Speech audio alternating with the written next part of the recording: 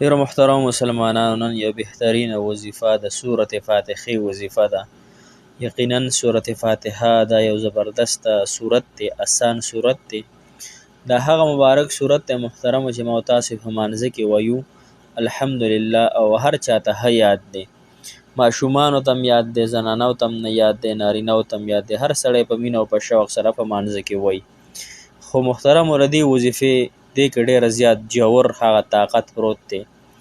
دا ډېر جوور صورت دی. دې کې غونډ د قرآن مجید هغه دغه پرته ده، خلاصه پرته ده. قرآن مجید چې څومره الله تعالی نازل کړی د ټول قرآن مجید خلاصه څه شی دی؟ دا سورة فاتحه ده. کوم انسان چې د سورة فاتحې سره زړه ولګي، سورة فاتحې سره خپل تعلق برابر کی، دغه سورة فاتحه به انشاءالله د زندګۍ د تبدیلیدو، د ژوند کې د خوشحالۍ راوستلو، د په ژوند کې د چین سکون راحت راوستلو یو غټه ذریعه انشاءالله ګرځي. خو کوم انسان د سورة فاتحه وظیفه په دې طریقې سره وکړه، انشاءالله زه درته اسانه طریقه ښیمه، بهترینه مجربه. تاسو انشاءالله وکړئ، الله تعالی به ستاسو حاجات پوره کړي، مقاصد به الله تعالی آسان کړي.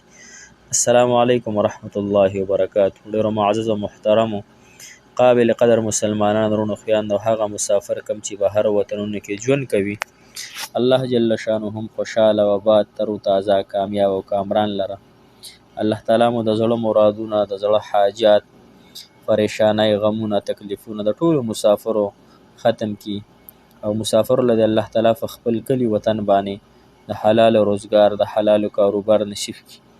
مسافری یقینا ډیر هغه داسې یو کار دی محترم او سخت زندگی د مسافرۍ. الله تعالی ستاسو هغه مسافر کم چې بهر هیوادونو کې بهر زندګۍ تیروي، الله تعالی تاسو ته په خیر او عافیت سره راوستلی کی. محترم مسلمانانو، نن زمونږ وظیفه د سورة فاتحې ده. سورة فاتحه به تاسو له درځیم، تاسو ته به یاده هم وي. خو نن یې درته طریقه ښیمه انشاءالله، وختي به هم الله تعالی زما حاجت پوره کړو. یعنی وختي داسې یو دغه رالی محترم مسلمانانو، ما زر سورة فاتحه ویله او الله جل شانه زما مسله ختمه کړه. نو تاسو هم انشاءالله سورة فاتحه زده کئ، طریقه یې زده کئ، او په دې طریقې سره بیا انشاءالله د خپلو حاجاتو، د خپلو مشکلاتو او د خپل من چاهت زندګۍ دپاره انشاءالله وایي، او ستاسو کار به کیږي. وختي داسې چلو شو محترم مسلمانانو، زه خو چونکې سعودي عرب کې یم، دا وختي زه به انشاءالله جمعې په ورځ باندې درځم، د خیره سره روانې جمعې له 19 تاریخ باندې.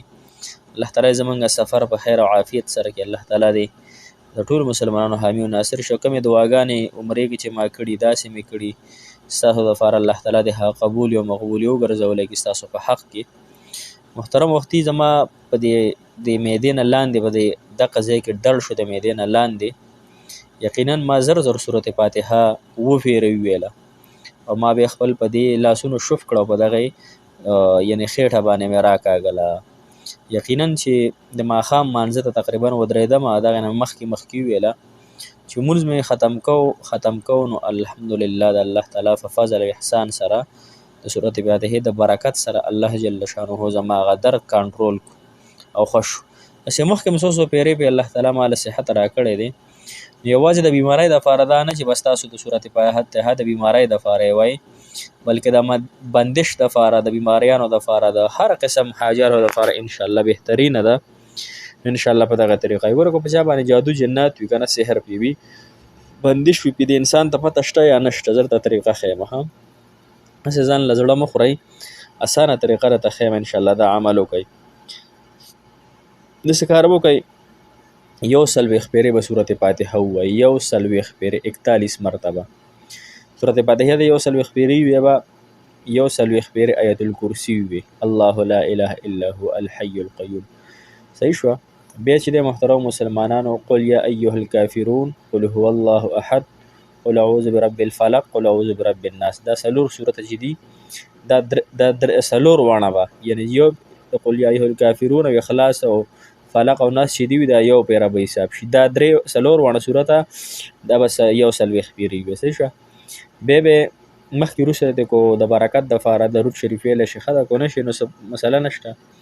دا په خپلو لاسونو باندې شف کړي او په خپل ټول وجود باندې بیا راکاږي. انشاءالله ستا په وجود کې چې کومه بیماري وي، کوم مشکل وي هغه به الله جل شانه انشاءالله اسانه طریقې سره ختم کړي. بل کو داسې نور سم مسایل تاسو ته محترمو د هغې دپاره هم د دې دا وظیفه ډېره بهترینه ده، کولی شئ تاسو. د سورت فاتحه دی د سورت شفا هم ویلی کېږي. ها د دې ډېر زیات په حدیثو مبارکو کې نومونه ډېر زیات راغلي دي. په لحاظه تاسو ته چې کم دغه د بیمارۍ وي، بچي هم جاړي یا بېزیلو لګي یا بندش دی یا تاسو باندې سحر دی یا په سر درد بوج دی یا معدې باندې قسمه قسم حالات راځي په انسان باندې، دغه ټولو دپاره انشاءالله دغه د سورت فاتحې دغه بهترین عمل اسان عمل ده وکئ. په خپلو بچو باندې موسکئ، په خپلو اهلو عیالو موسکئ، که خاوند سره وران دي په هغه یې موسکئ. شفا ده که نه، شفا ورکولو والا د الله جل شانه ذات دی.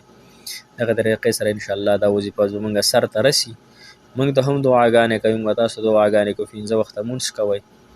الله تعالی مو د زړه مرادونه پوره کړه، حاجات هم الله تعالی پوره کړه، مسایل هم الله تعالی ختم کړه. دعاګانې الله تعالی قبلوي. د چا په خوله کې خیر دی، هر انسان محتاج دی دعا. زه ستاسو د دعاګانو محتاج یم، زه به تاسو ته کومه انشاءالله. امید هم د رب نه دی چې زموږ دعاګانې به الله